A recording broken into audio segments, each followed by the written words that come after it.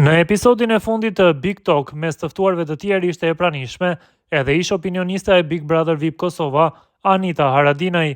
Gjatë prezantimit, moderatorja ju drejtua asaj me emrin Anita Muçaj Haradinaj, por reagimi i Anitës ishte i menjëhershëm dhe u kuptua qartë se ky prezantim nuk i pëlqeu as pak, gjë që nuk kaloi pa u vënë re edhe nga publiku.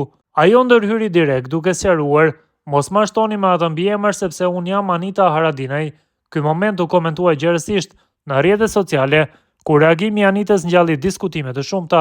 Shumë e kritikuan duke theksuar faktin se ajo nuk pranoi të prezantohej me mbiemrin e babait apo të vajzërisë, që është Muçaj, por këmbguli të identifikohej vetëm si Anita Haradinaj me mbiemrin e bashkëshortit të saj, Ramush Haradinaj. Anita Muçaj Haradinaj, bashkëshortja e kreut të AAK-s, Ramush Haradinaj, ka dhënë disa përgjigje të sinqerta dhe plot humor mbi jetën e saj personale dhe martesën me liderin politik që ka mbajtur poste të rëndësishme në Kosovë. E pyetur për një koment nga publiku që thoshte vetëm Ramushi se tys të kish mbajt kush tjetër, Anita reagoi me të qeshur dhe pa komplekse.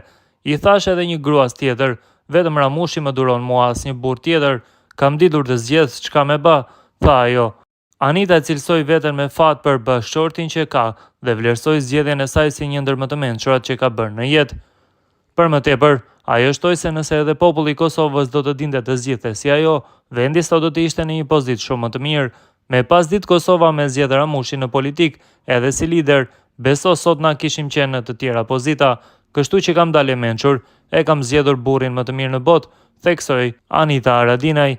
Moderatorja po ashtu zbuloi se këto ditë janë të veçanta për ta pasi përkojnë me përvjetorin e martesës së tyre dhe ditëlindjen e Ramushit. Me qëra fjala, unë kam përvjetorin e martesës dhe ditëlindjen e Ramushit, dua t'ja uroj ditëlindjen publikisht, ja uroj të gjitha të mirat, jam e bindur që jam dhurata më e mirë që kam marrë ndonjëherë për ditëlindje, tha ajo mes të tjerash.